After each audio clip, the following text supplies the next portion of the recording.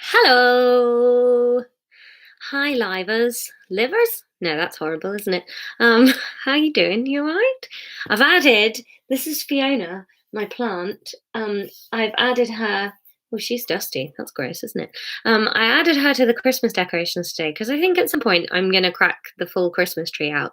But I didn't have time today, so I thought I'd just add a Christmas decoration to Fiona, and she can come and hang out with us in the reading grotto. It was really fun yesterday. I've had so many people on Twitter and Facebook and stuff saying how much the chapters, like, they're really getting into the story now, which is nice. Thanks, Lisa. Fiona says hi.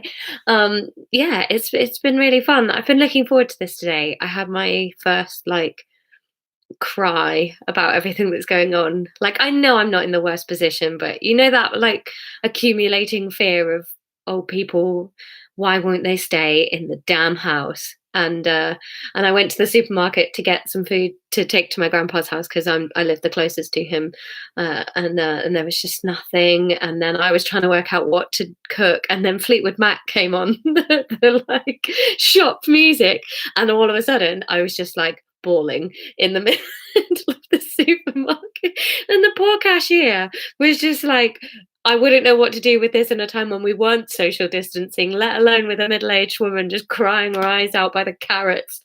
And I can't do anything to comfort. So I've been really looking forward to this. Ruth. Oh yeah, I feel a bit better for having had a cry because I'm like, half my brain is going, it's going to be fine. Something's going to happen, and we will be able to carry on living in our house or whatever. And the other half of my brain is going, this is just unprecedented. So anyway, oh, I'm middle aged. I'm middle aged, right? I'm 33. That's about middle aged, isn't it? Oh God, is it going to go on for longer? Oh no, no, I'm joking. I want to live. I don't want to live to be really old. Anyway, um, it's 3 minutes past. I'm getting less and less generous with how long I'm giving people to get here now. I'm like, listen, guys, it's 8 p.m. We're ready. But oh, you don't, right? Oh, don't cry over cat litter, or maybe do. Crying over cat litter is probably a good. It's absorbent, that stuff, isn't it? So that's a good idea.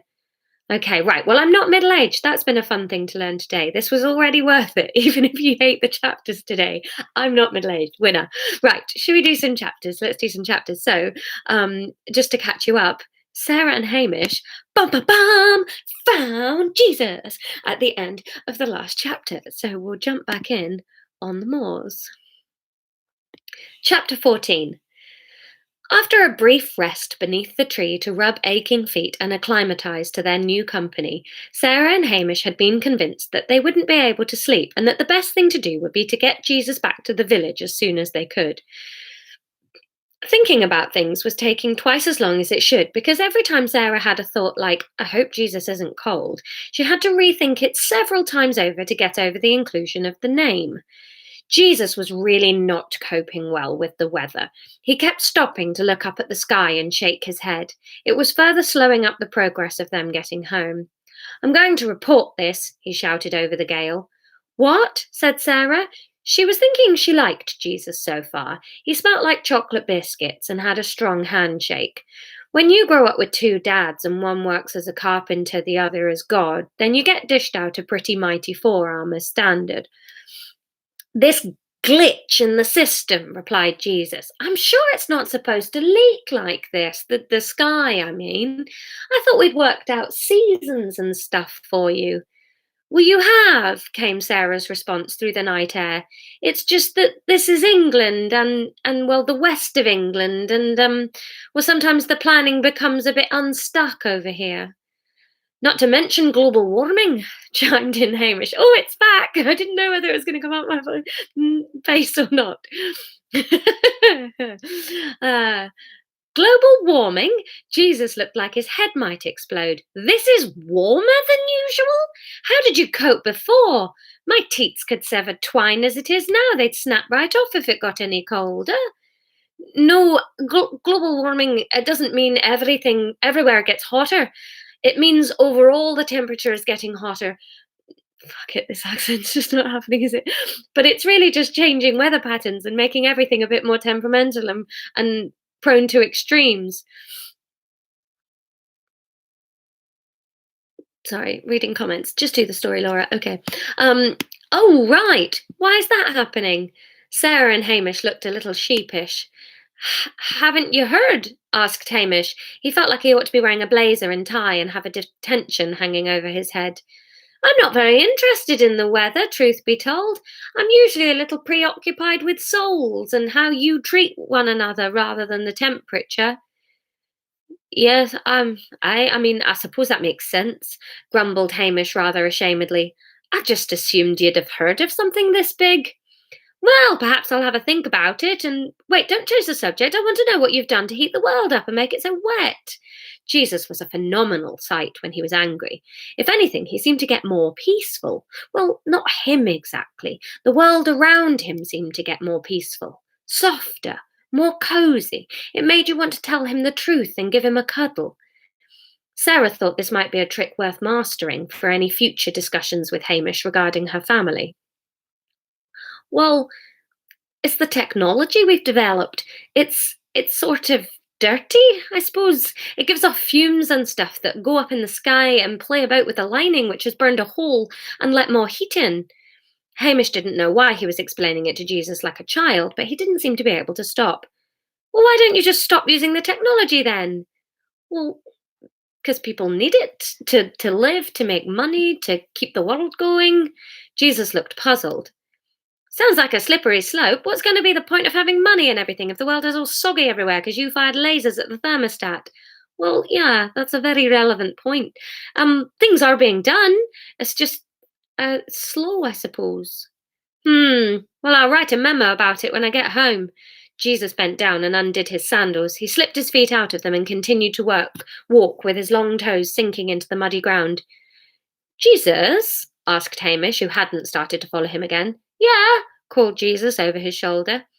Surely global warming isn't going to matter if the world's over anyway. Isn't this it? Isn't this the big finale? That depends. Jesus' reply came without a break in his stride. Water flicked up the backs of his legs, his head barely visible against the dark sky and looming hills. On what? Called Hamish. On what? Us, said Sarah quietly. She patted Hamish's back and followed Jesus in the direction of the village. She didn't know why she knew it, any more than she knew how Jesus knew where he was going. But she knew. Jesus smiled to himself. Things were going to work out all right, so long as the sat-nav he had hidden beneath his cloak didn't die before they reached Norton Fitzwarren. There we go, end of chapter. Oh, yeah, right, okay, let's sort out this accent. Yeah, so Hamish's accent it's not coming out Scottish today, is it? I'm trying my best. It just, why did I write it as the one? I mean, I never thought I'd be reading it out loud, that's why. Would you want an accent for Jesus? Okay, I can try and do Canadian. Can I do Canadian? Ooh, as long I can say the word hey in a mildly offensive tone to Canadians. All right, we'll try and do Jesus as Canadian then, but you guys are orchestrating an absolute shit show for this. I hope you know that I am going to be a laughing stock for you. Fine. All right, chapter 15. It was light by the time they got back. They hesitated near the road and wondered what to do first. Would you like a cup of tea, Jesus? Asked Sarah, trying to let the name Jesus trip off her tongue, as though she called everyone that. Half her mind wanted to ask him if they were pronouncing it right. It seemed unlikely that the English pronunciation would be correct. Sarah had once spent an entire holiday in Barcelona, shuddering every time the reception clerk had to correct her father's pronunciation of his name from Jorky back to Jorge. In the end, they had found a happy medium and settled on George. Sarah contemplated throwing in a casual Jesus somewhere along the line to see if it would prompt a nod or a correction. Wouldn't he just have corrected her earlier if she'd been getting it wrong all this time? There'd certainly been a lot of emphasis in church and school about getting things learned properly and memorizing the correct addresses. Maybe the English love of a hard J had just struck lucky for them this time. Jesus thought he undoubtedly would want a cup of tea. He'd not had one before, and it seemed like an excellent way to acclimatise to the English way of life. He'd been specifically drilled on remembering to ask for milk rather than lemon in this situation, something about the bloody French. He was about to respond in the affirmative and subtly hint that he wouldn't even require sugar in his, when a voice from behind a hedge caught everyone's attention. "Who goes there?" The small party froze. Uh, it's us, called out Hamish. "Who goes, where you are?" "Is me," came a voice that seemed to belong to Mrs. Shue now that they listened. "Mrs. Shue, where are you?" Jesus looked in the direction of the voice just in time to see an elderly lady in a wax jacket with a Hessian sack draped over her head appear from behind the hedge. She was holding a garden fork and looked a little damp. "Sarah, Hamish, glad to have you back. We weren't expecting you so soon." "What are you doing with that sack on your head?" asked Hamish with a wry smile. Mrs. Shue raised a hand, slowly pulled the sack down from her head, and held it sheepishly. "It's camouflage," she said slowly. "I thought it might be prudent to start a bit of a night watch to help make sure the borders are safe. I just, well, without a man in the house since Duncan left, security has had to step up a little." "Well, the offer still stands to come and stay with us if you should want the company," said Sarah. "Oh, I wouldn't want to intrude." Mrs. Shue's eyes flicked to Jesus and back to Sarah. "Especially not if you have a guest. You found another survivor, did you?" She stepped round from behind the hedge and addressed Jesus. "Did they tell you we're an entire village of survivors? Not a scratch on us. I don't recognise you. You're not from Staple Grove, are you?" Hamish coughed. Jesus looked at them, unsure how to proceed. Usually people just sort of knew who he was fairly inexplicably. It was a long time since he'd required a name badge. "Ah, Mrs. Shue, this is Mrs. Shue. We found, well, we met, Jesus." There was a long pause until Hamish continued. "Mrs. Shue, Jesus, Jesus, Mrs. Shue." Author's note. Trust me when I say it is difficult to narrate accurately the length of silence left by the three people standing in the dawn light near the narrow lane on that unsuspecting post-apocalyptic morning. I have tried a number of sentences. There was a long pause. The silence was deafening. It wasn't. It rarely is when there are birds around. There was a long pause. They waited for what seemed like eternity for someone to speak. I'm not sure they were waiting for anyone to speak. They just all seemed to be thinking for a while. "Put the book down. Go and make yourself a cup of tea. Milk, not lemon, unless you're reading this en français. Then come back. When you pick the book up again, the characters might have started talking."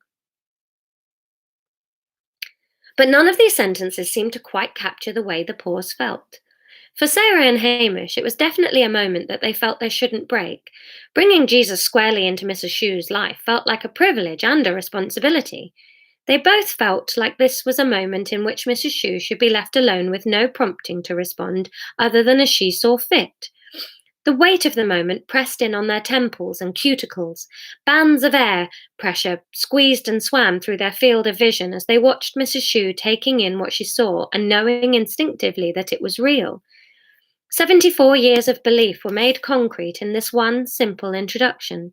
Like meeting a pen pal after a summer of crass second language letters being posted off into the distance. Mrs. Shue felt sick and elated and weepy all at once. Standing behind her was a man who knew her better than anything or anyone that had ever existed. Seeing him broke her senses. He felt so personally hers, and yet this physicality made him distant and otherly. She desperately sought for moisture in her mouth. 74 years old and feeling like she had when she'd first met Colin. Colin. What was it about Jesus that was making her think of Colin? She looked him up and down. Jesus smiled gently and let her do the looking. He let her do all the looking she needed to do. You only met Jesus for the first time once. His hands. That was it. He had Colin's hands. How was that possible? How could he have Colin's hands? Colin? The name slipped from her parched tongue before she could stop it. It hit the air like magnesium on water, and the reaction flared across her cheeks in flaming crimson. An immediate hit of humiliation seared through her veins, aging her a decade and making her feel like the Iris in her dreams, decrepit, ridiculous, pitied. Sarah's eyes filled with tears. It was beautiful and all too strong for viewing. She wanted to hug Mrs. Shue, but at the same time, she felt like she'd just watched her have sex. The back of her throat hurt from the desire to laugh or cry or both, and she clung to Hamish's arm, not noticing the sweat that dripped from her clasped palms. Hamish felt icy cold beneath the layer of perspiration across his back and face. He couldn't feel his legs. He felt like he were floating. He stared at Jesus, trying to discern what the man was doing to the atmosphere to produce this effect on the four of them. Jesus looked calm, like he was waiting, telepathically conducting the scene. Jesus was panicking. Why on earth wasn't anyone saying anything? Who introduces someone to their friend and then just shuts up for all eternity? Obviously, he knew they were expecting great things, but didn't they also know that they hadn't done this in a long time? And so he might be a bit rusty? He looked at the elderly lady standing opposite him and tried to focus all his energy on what she might need from him. He breathed deeply, let his eyes find their own focus on Iris, not on her body, but on Iris Shue, as she is and was, on Iris. Calm washed over him, and he shifted his weight, pulled all his confidence together, and looked her in the eye. She looked tired and scared. He badly wanted to make her feel happier, wholesome, confident in herself.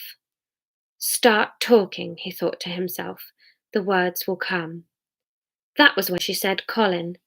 Now, this put Jesus in a difficult position. The truth was that spiritual mediums had rather made it difficult for anybody who genuinely did know dead people. What Jesus wanted to say was, oh, Canadian. What is Canadian? What is Canada? I'm from Canada. I don't know. Is this? Honestly, they will look back on these videos next time I need my antidepressants topping up, and they will increase the dosage. Oh god, no, not. Oh gosh, any tension we had's gone, hasn't it? Sorry, I'm such a fuck up. What Jesus wanted to say was, no, I'm not Colin, but Colin sends us love. He misses you. But that sounded crass, overfamiliar, and vague. Equally, he knew he couldn't go into detail and say, but he really hates what you've done with the carpeting.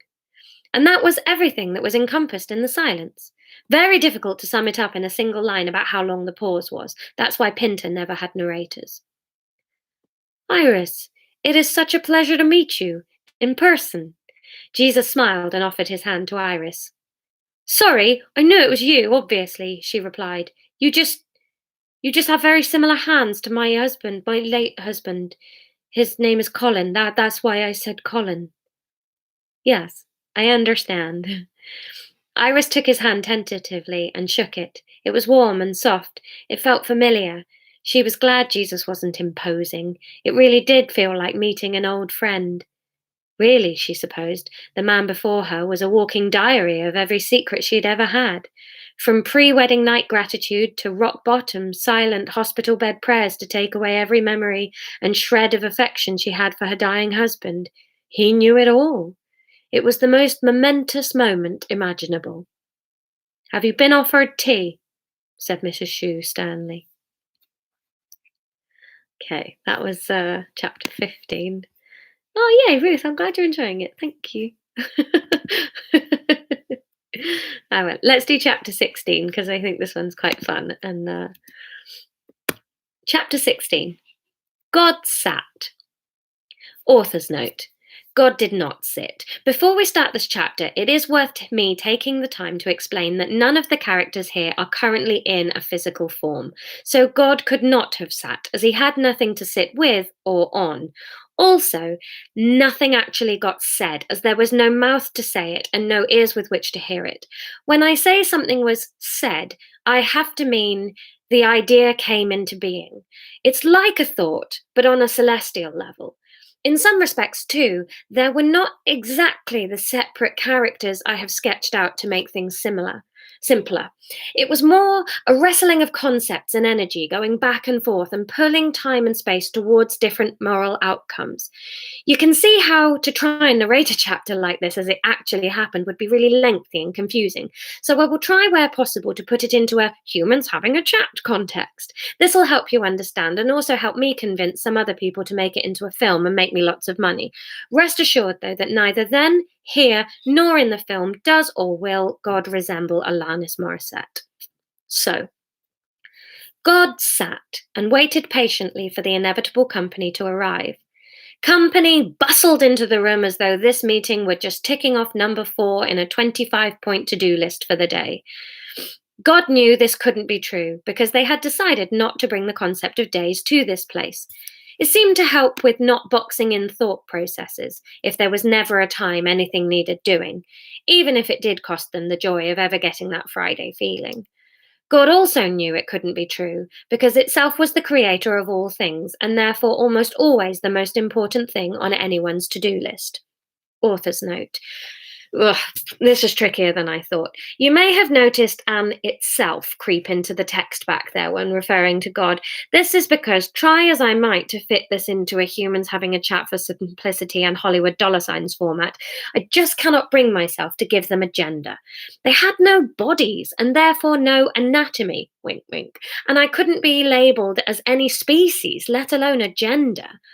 As I find the notion of gender consigning you to be anything more than anything more specific than simply in possession of a certain set of reproductive organs, I cannot even begin to speculate what gender these existences would be given.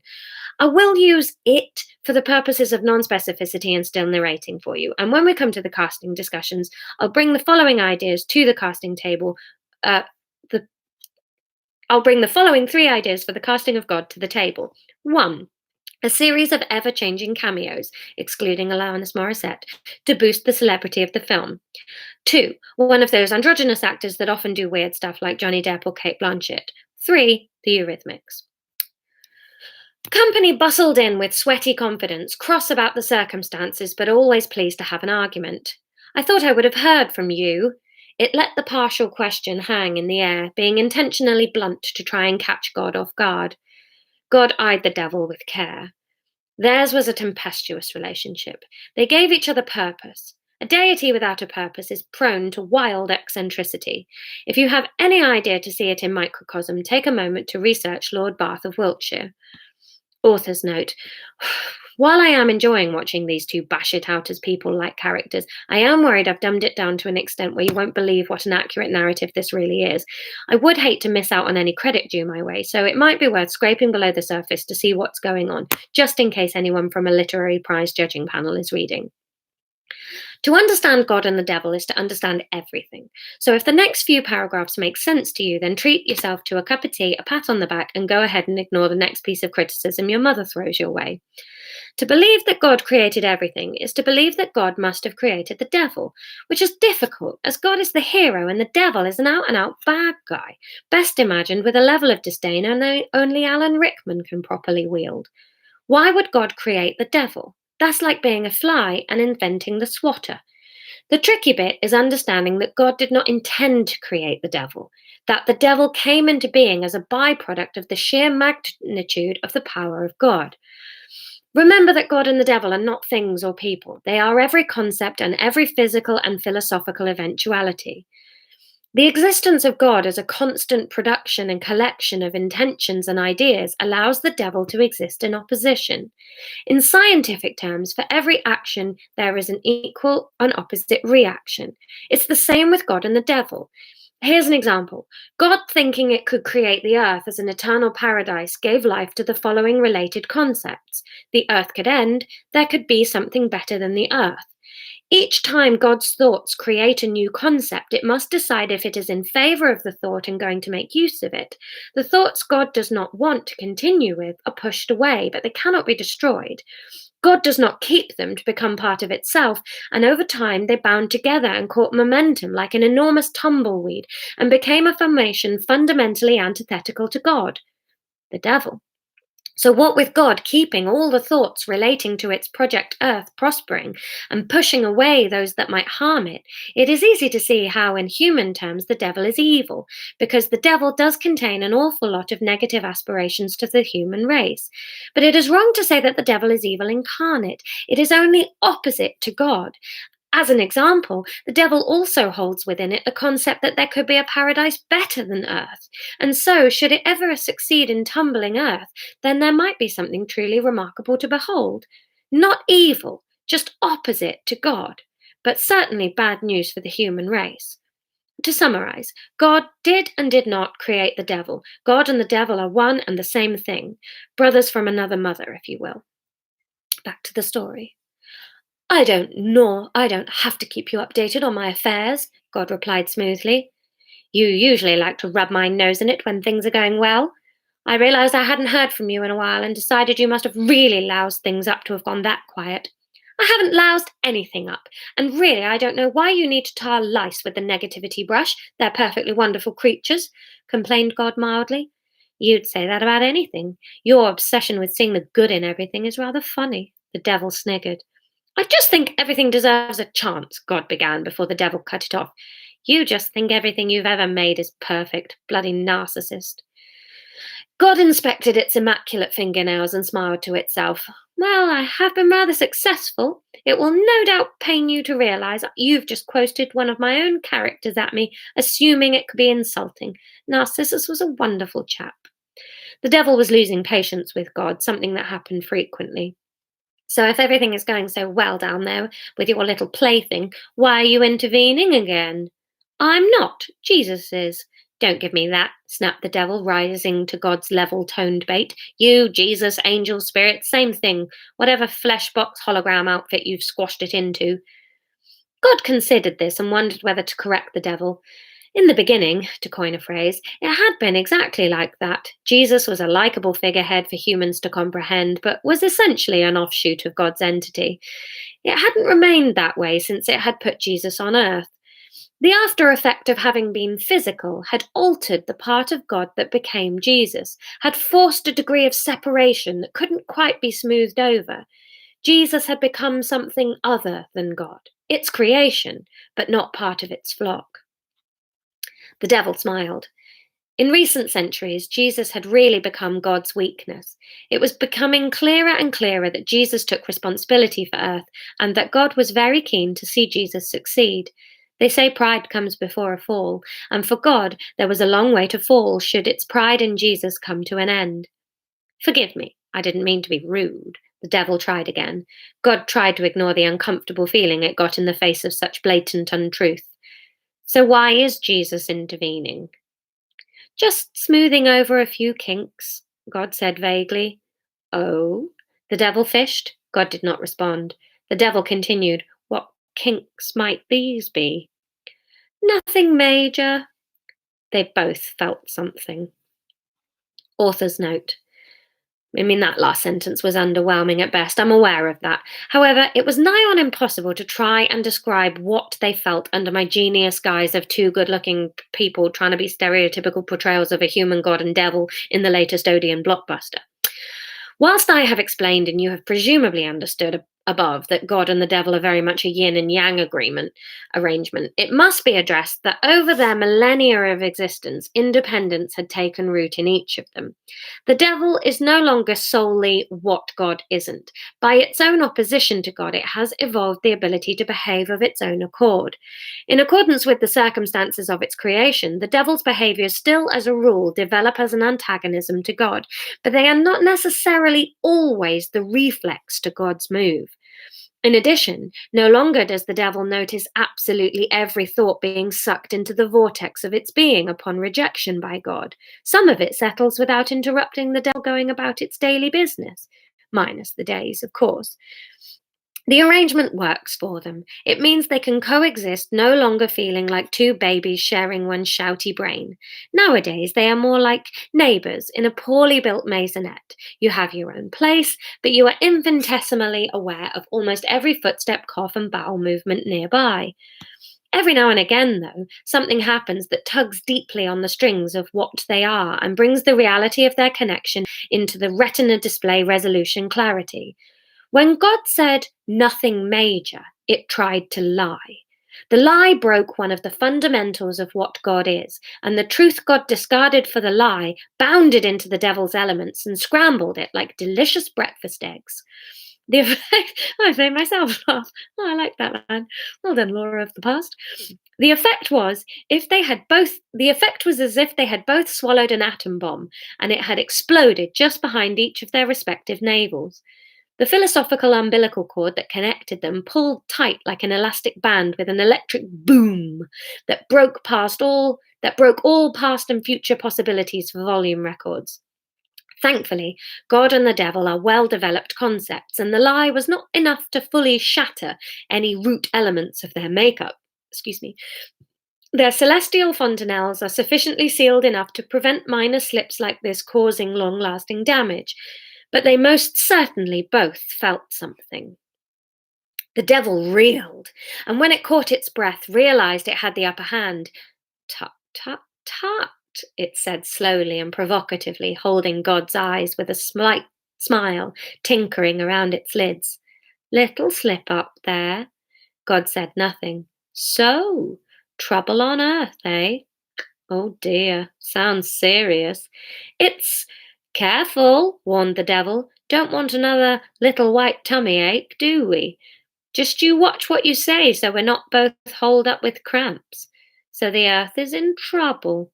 I think it will be fine. God eased the words out like footsteps across a rope bridge. They both waited and felt the words were true. So you do, the devil said carelessly. So you evidently do. The question is, though, how strongly do you believe it will be fine? The atmosphere was a vacuum, tension sucking away the air, leaving it tighter packed than a cyclist's shorts. God hesitated, displeased and frustrated with the storm the devil was stirring. The devil continued stirring, its pace lazy, while the pitch of its voice rolled and peaked in a provocative rumble. Well, how strongly do you believe it will be fine? Very, God managed, feeling the telltale rumble of uncertainty pulling at the bungee cord tendons of who it was. The devil felt it too and grinned broadly. Strongly enough to make a bet? It barked. God said nothing. Strongly enough to make a bet with me? A bet, let's say, lasting 40 Earth days for old time's sake? A bet where your little project has to be all back to rights within those 40 days, or you give it all up and stop playing with your toys? Strongly enough to make that bet with me? That bet where at the end of the 40 days the earth will be plunged back into darkness and the human race will be nothing more than a memory of how you and your son have failed. Will you make that bet, God? Its voice was fast and crisp, excellent diction backed by malice and a snarling, stooping superiority. It hung over the proposition like a canine vulture, salivating over visions of spoils to come and pawing at the kill to watch it twitch. God swallowed. Yes. A chill settled. Yes, I'll make that bet. 40 days. In 40 days, Jesus will be back and all will be resolved in the Tester village he is visiting. At the end of the 40 days, the earth and the human race will continue to exist for all eternity.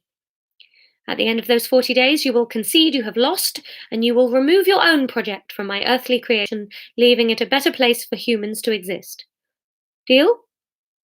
My project? The devil feigned innocence. Coca-Cola. End of chapter 16. Well, there we go. What have you guys been chatting about? Those were some bloody messy chapters, weren't they? My mouth is dry. Mhm. Da-da-da. Yeah, Alanis Morissette. I mean, I wrote this a long time ago. It maybe felt more. It reminds you of Pratchett. Well, I'll take that as a compliment. That's a Sunday compliment that I'll. It's like a thought, but it doesn't have an accent. Oh my goodness, it's very lovely being compared to Pratchett. I mean, it's nowhere near as witty and amazing as him, but yeah, probably have to. I love his stuff. You can tell. I love his stuff. Hit like Pratchett and Eddie Izzard, and I like fantasy fiction is my favorite. I've just literally finished my second in 2 days D&D session. I love this kind of stuff. By the way, if you haven't read the books, the Loch Lamora books, I really recommend those if you've got lots of reading time on your hands over the next couple of weeks. Um, yeah, yeah, those were quite deep chapters. No, I didn't study theology. I studied stand-up comedy and drama, but I grew up really religious and then lost it at 18. And I suppose I do spend. I'm quite interested in it as a concept, anyway. Yeah. So God and the devil have made a bet. Jesus is on earth. Ah, things are getting exciting. They're all having cups of teas. Thanks for coming to play again. You're making my days coming to do this, and thanks for like sharing it and tweeting and Facebooking and stuff. The numbers are like, yeah, going up on all the other days, so it's really nice. Thanks for coming, and 8 o'clock tomorrow. 8 o'clock tomorrow. All right, sleep well.